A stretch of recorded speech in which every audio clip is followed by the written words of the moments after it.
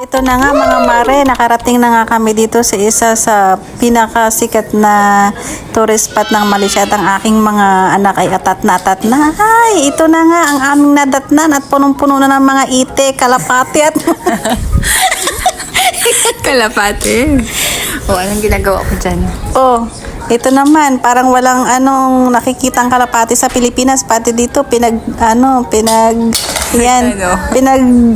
tatabuyan na ang mga kalapate. For style yan, for the video. Pagkatapos nga namin ditong laboy-laboy na mga kalapate, ayan, umakyat na nga kami. At ito nga pala ay may 300 steps pataas. Naku, nakakapagod at ang aking tuhod ay katog na nga. Bago nga pala kami umakyat din, si Lady Lynn ay na traffic muna at gawa ng siya ay naka-sexy ng damit ay hindi pala pwedeng umakyat din sa taas na are. Naku po, nakabili pa siya halagang nasa na yan? 15 ringgit. 15 ringgit. Wow. At ito na nga po, nakakit na nga kami sa taas. Ari naman ang dalawang luka.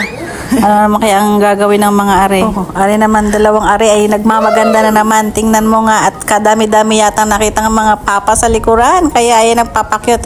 Yun nga pala si ate, isang Pilipina rin yan, ay pagod na pagod parang gusto nang matulog. Hindi na yata yun makakababa. Ate, bangon na diyan. Ayan.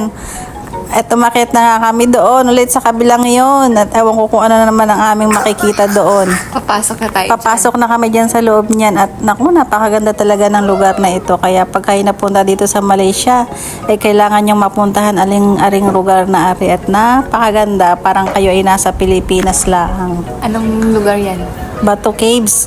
Saan matatagpuan? Abay sa Selangor. Ay, ang gwapo nun O diga, kadami-daming tao din 70% dito ay mga Bangladesh, kaya kayo'y magbaon-baon ng ointment panlagay sa inyong mga ilong. Grabe ka naman. Ay, ang bango nila ay kakaiba. Syempre. Mainit kasi, papisin. Iba naman yung amoy na yun parang amoy ng kambing. Magkwento ka na.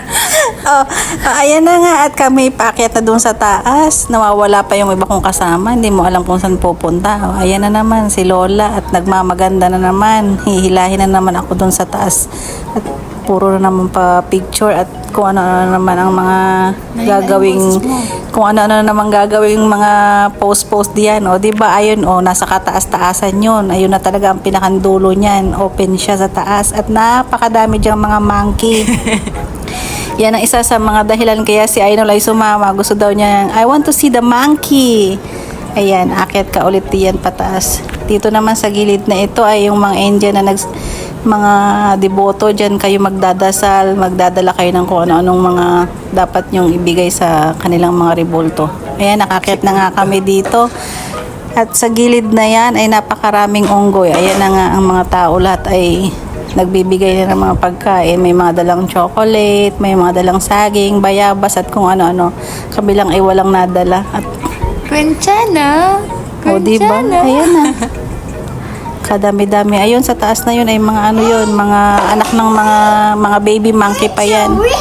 Dahil nga kami ay naasara din sa aming kasamang maliit, ayan kami bababa na at kami balak ng pumunta ng Jollibee at gutom na. Ayan, nagmamaganda yarn, pagod yarn. Diba? At nang kami nga ay makarating doon sa pababang ari, ito na nga ang kanilang mga kapatid na matagal na nilang hinihintay. At ayan, nag-enjoy naman si batang maliit. Sobrang makulit. Diba? Ladlin, ano ka? Takot pa. Tala na, baba na tayo at tayo ay pauwi na. Babay na sa inyong mga kapatid at kami uuwi na. Gutom na rin. Diba, Yela? Magkamukha naman pala kayo Kaya mo pang aminin na ang iyong pinagmulan ay galing sa mahiwagang monkey. Ano mga kumare, bye-bye na. See you for the next vlog. Thank you for watching. Shout out kay Ate Beck.